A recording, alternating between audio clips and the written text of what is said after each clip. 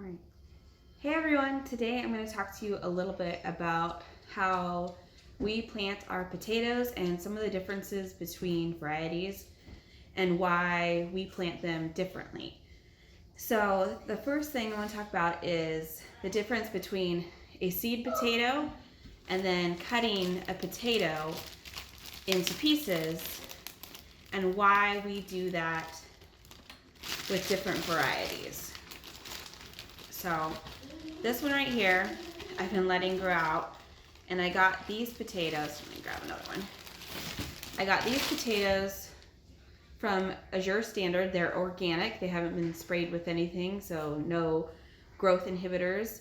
So what we're gonna do, these are a russet, is we're gonna cut these into chunks and then plant those chunks after they've cured for a couple of days to create a bigger yield.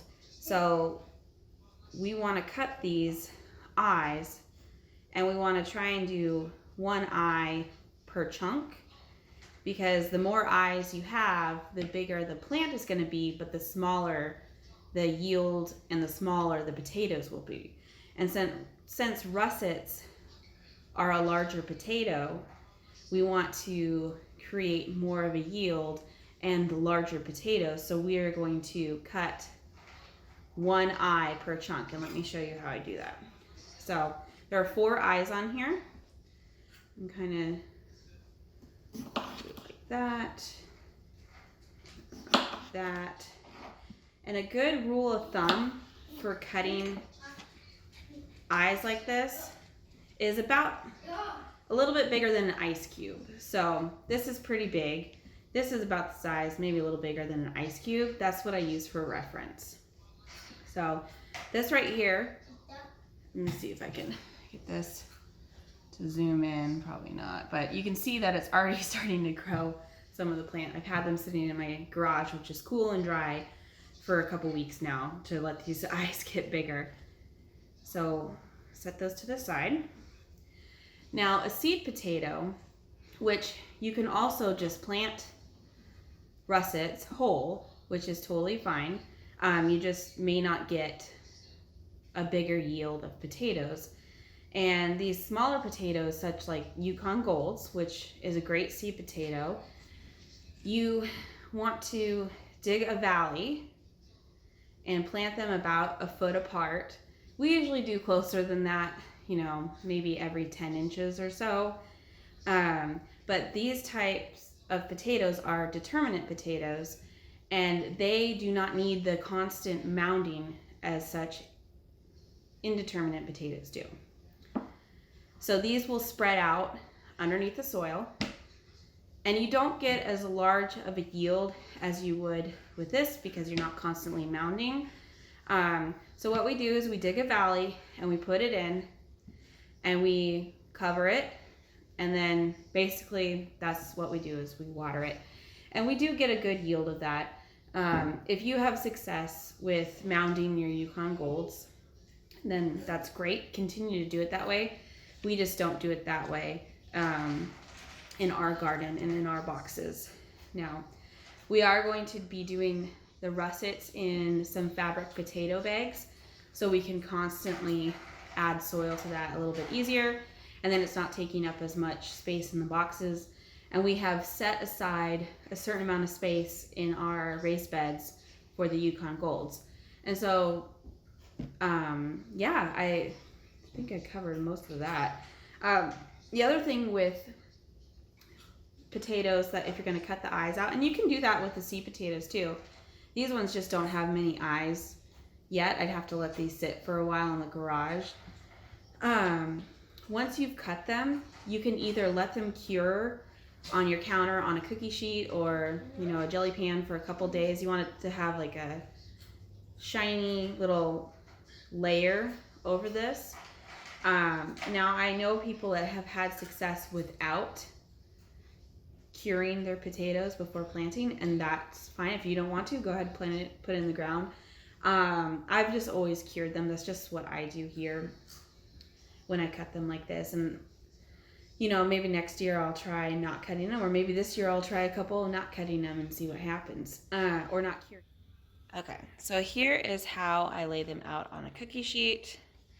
Just take these pieces, and every day I'll kind of rotate them if, you know, this side, this side, for example,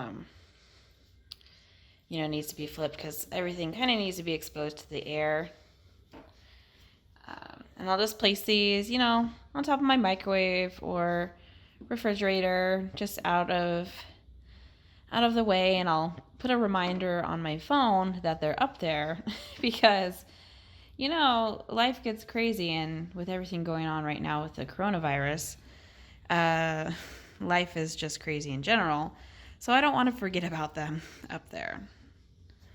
So I'm going to do that. Get everything exposed to the air so they can develop that film.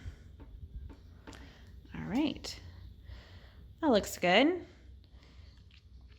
And as you can see, I was trying to see the development already on some of those eyes. They're already starting to grow. So there we go. All right. This is ready to be set up on top of the microwave.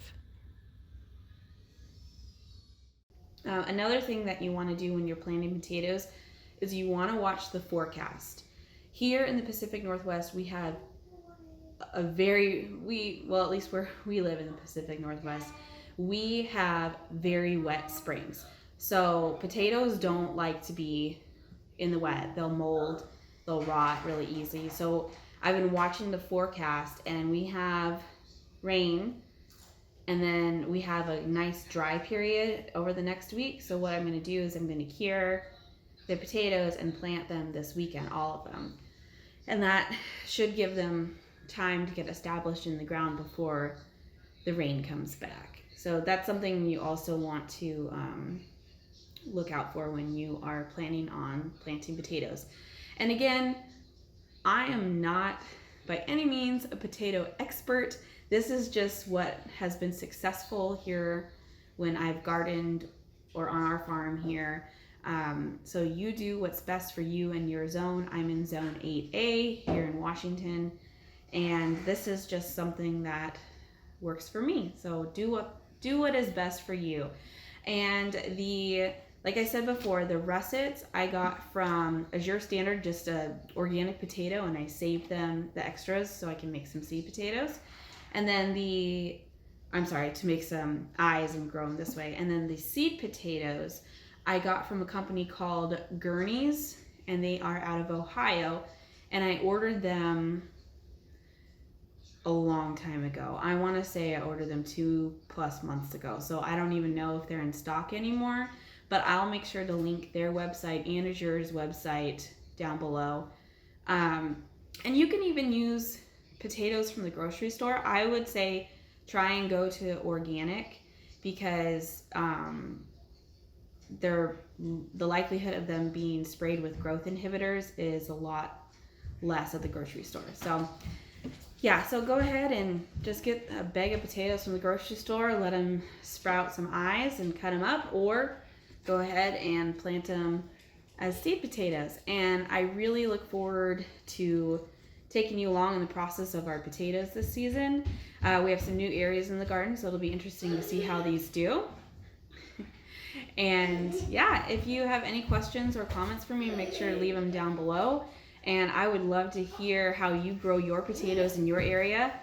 I find it fascinating how all of us have different grow zones here in the United States and in the world, and how each of us grow differently. It's interesting. So thank you for following along and watching this video. Make sure to give it a thumbs up and like and subscribe our page, and follow us along this spring and summer for our gardening journey. Thank you. Have a blessed day.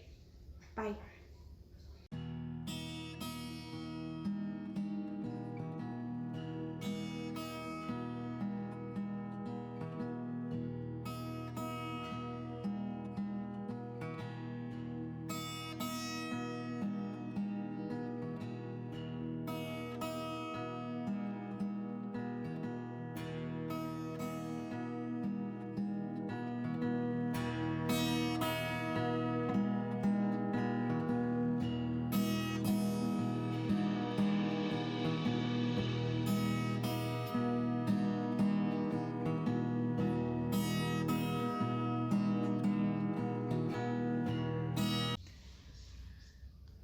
Okay, so quick little thing about indeterminate versus determinate potatoes.